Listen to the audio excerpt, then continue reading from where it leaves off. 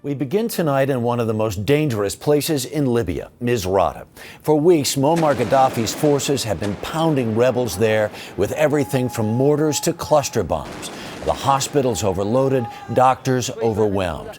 Covering the story is extremely dangerous, and today, 2 photojournalists were killed. Tim Hetherington, a citizen of both the U.S. and Britain, he was nominated for an Oscar for his documentary Restrepo about American soldiers in Afghanistan. And American Chris Hondros, a New York-based photographer for Getty Images. Misrata is the last city in western Libya caught in a tug-of-war between Gaddafi's forces and the rebels. Alan Pizzey is one of the few Western journalists who've been able to get into Misrata. Alan, tell us what you've seen today. Well, Harry, today it's been what for Misrata was a fairly quiet day. There was sporadic gunfire, sporadic shelling, not the heavy stuff they've seen in recent days. We went with some fighters up to what they said were their front lines. What you end up doing is darting your way through alleyways, down streets, around barricades, through broken houses. We didn't actually see any fighting going on. Other parts of the city are surprisingly normal. You drive around, you see people out in the streets. There are long lines at gas stations, people trying to get fuel. There's almost traffic jams.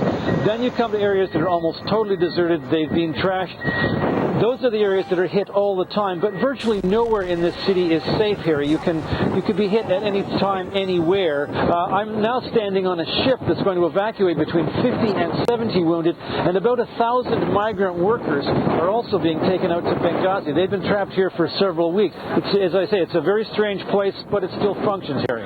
Alan, what can you tell us? Do you know what happened to Tim Hetherington and the other journalists?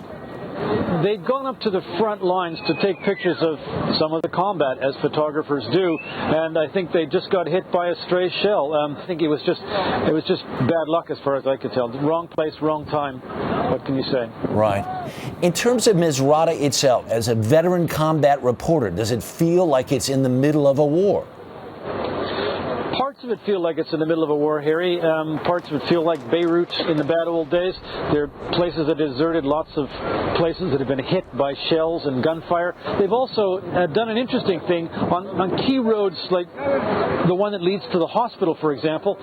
They've split it in half, so there's one lane that's reserved for ambulances and emergency vehicles, the other lane for normal traffic. And that emergency lane gets you through the chicane a lot quicker.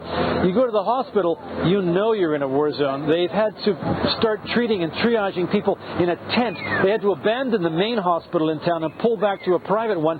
One of the doctors said to us, look, we've got some medicines, we don't have enough, we don't have the staff, we just can't, we can cope right now. If it gets worse, they're in serious trouble.